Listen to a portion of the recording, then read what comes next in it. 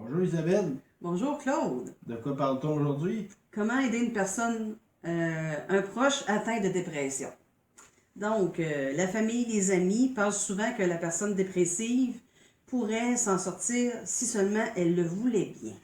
Mais il ne faut jamais oublier que la dépression est une véritable maladie et non un choix du patient. Il est important que les proches arrivent à comprendre à quel point il est difficile de se défaire de l'emprise de la dépression.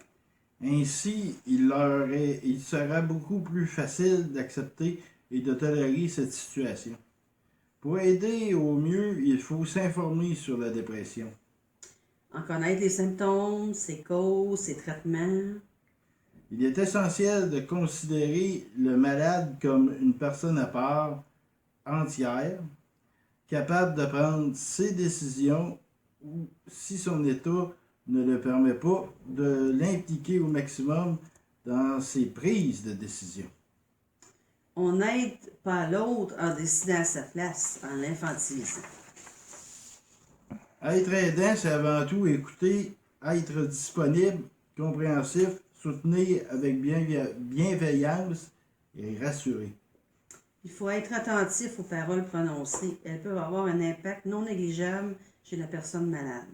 Il est vivement conseillé d'éviter les paroles telles que fais un effort, secoue-toi, fais preuve de bonne volonté. Le discours moralisateur n'a pas sa place et ne fait que renforcer le sentiment d'indignité et de culpabilité du malade. De plus, ce type de parole peut avoir comme effet sur la personne malade de retarder la première étape du processus de guérison, qui est la reconnaissance et l'acceptation de la maladie.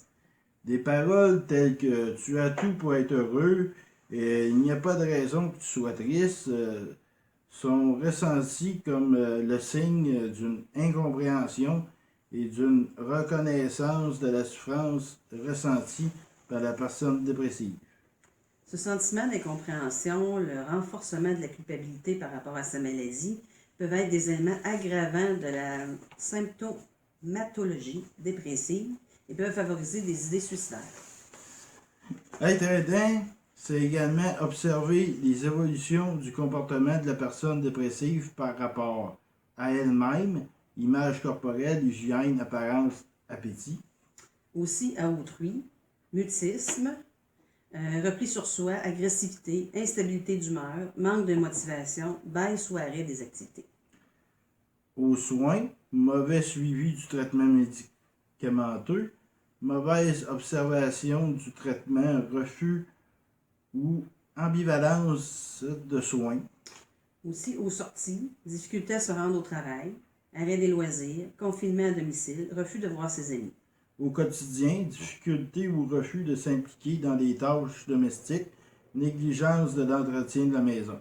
En aidant, être aidant, c'est ne rien prendre pour soi. La personne dépressive est en souffrance. Elle peut tenir des paroles, des propos blessants, car elle est submergée par certaines émotions. La tristesse notamment. Il est important de ne pas prendre ces paroles trop à cœur.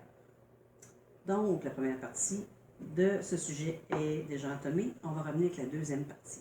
Bientôt. Merci. Merci.